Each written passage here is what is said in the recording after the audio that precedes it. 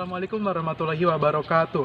Perkenalkan, nama saya Agus Samsuri. Saya dari Departemen Aquaculture, Fakultas Perikanan dan Ilmu Kelautan, Universitas Diponegoro. Nah, di sini saya akan melakukan proyek mandiri saya, mata kuliah Ekologi Perairan dan Fisika Kimia Perairan. Nah, untuk proyek saya bisa dilihat tempatnya ini. Baik, saya di sini akan menjelaskan parameter fisika, parameter kimia, dan parameter biologi. Kita langsung saja praktik.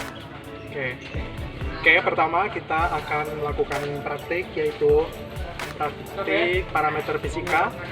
Di antaranya yaitu mengukur kedalaman.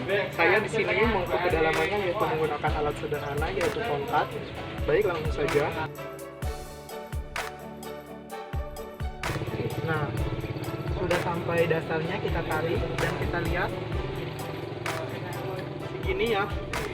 Dan habis itu kita ukur pakai penggaris. Nah, untuk kedalamannya kolam ini adalah 41 cm.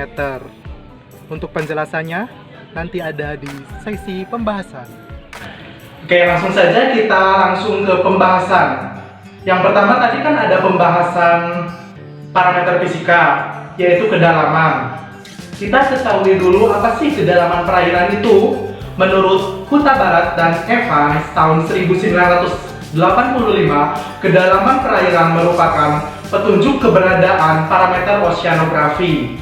Intensitas cahaya matahari akan berkurang secara cepat dan akan menghilang pada kedalaman tertentu. Begitu pula, temperatur dan kandungan oksigen terlarut semakin berkurang pada kedalaman tertentu sampai dasar perairan. Selanjutnya, fitoplankton dalam melakukan fotosintesis membutuhkan cahaya matahari. Penyinaran cahaya matahari akan berkurang secara cepat dengan makin tingginya kedalaman. Ini sebabnya fitoplankton sebagai produsen primer hanya dapat didapat di suatu daerah atau kedalaman di mana sinar matahari dapat menembus pada bahan perairan. Untuk kedalaman yang ideal untuk kolam-kolam pemeliharaan ikan, khususnya untuk pembudidaya, adalah 60-150 cm.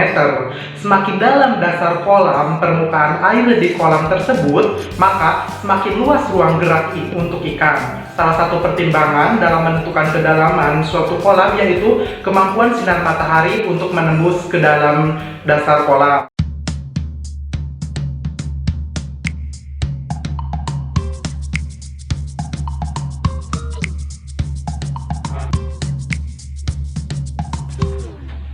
Oke, selanjutnya kita mengukur pH airnya. Yang pertama ada kunyit, yaitu kunyit bubuk 100% kunyit murni. Yang kedua ada bahan alami, alat sederhananya itu dari jajanan. Yang ketiganya itu ini adalah untuk mengambil sampel airnya. Langsung saja kita tuangkan kunyit tersebut.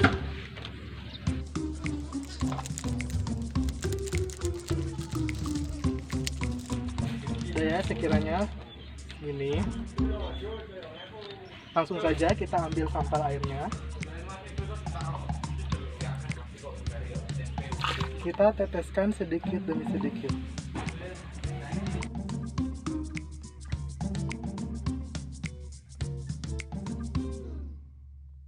Kita tunggu beberapa detik. Nah,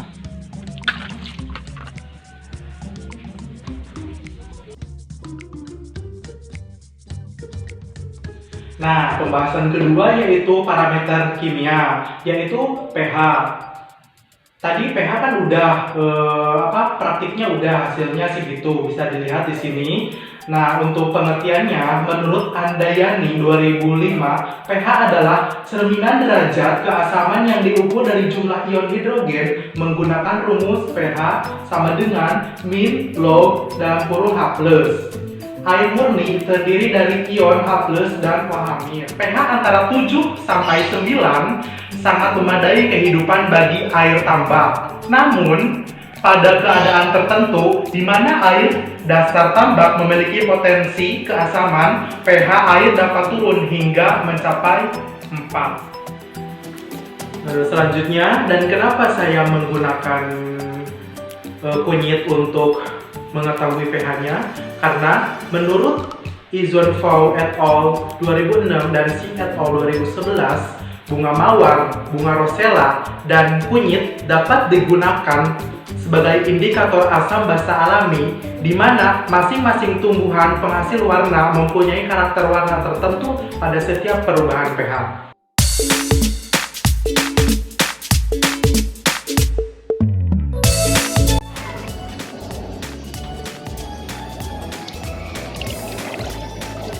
Gede banget. Oke, jadi ternyata penemuan Macrozobentosnya itu udah ada nemu nih. Nah, bentar ya, kita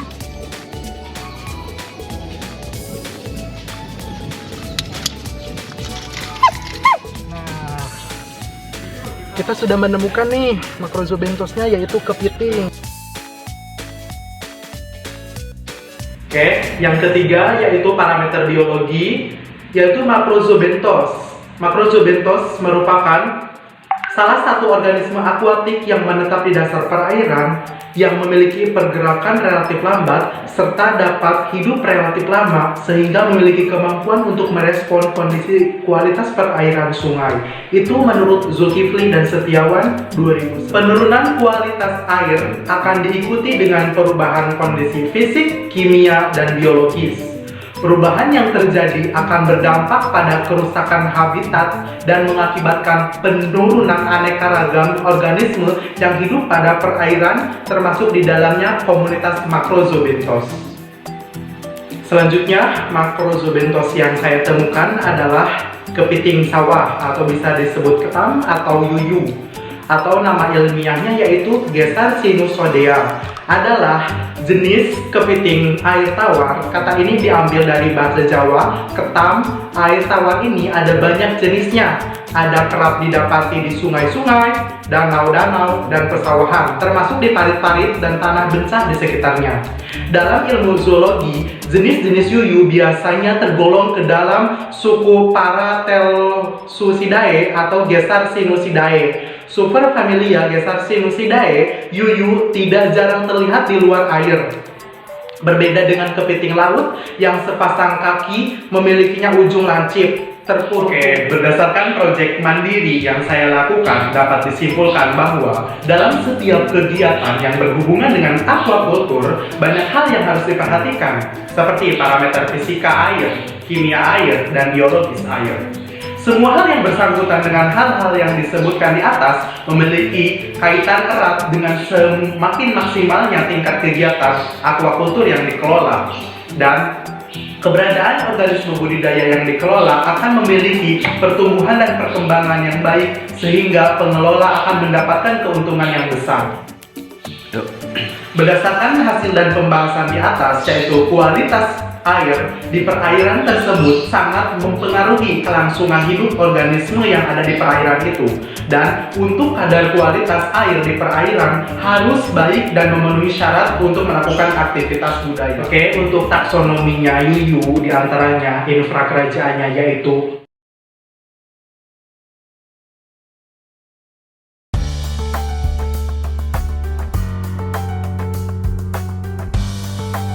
berdasarkan hasil yang didapat, yaitu mengenai kedalaman, pH, dan Macrozobentosnya, maka kolam tersebut sudah sesuai dengan kriteria perairan yang baik. Tetapi, masih ada parameter yang lain yang harus diamati untuk mengetahui apakah perairan tersebut sudah layak atau mendukung untuk organisme di dalamnya. Nah, tadi kan sudah dijelaskan parameter fisika, parameter kimia, parameter biologi. Mungkin penjelasan saya sampai situ. Mohon maaf bila ada kesalahan atau kata-kata yang tidak berkenan. Jangan lupa like, komen, dan subscribe. Terima kasih. Wassalamualaikum warahmatullahi wabarakatuh.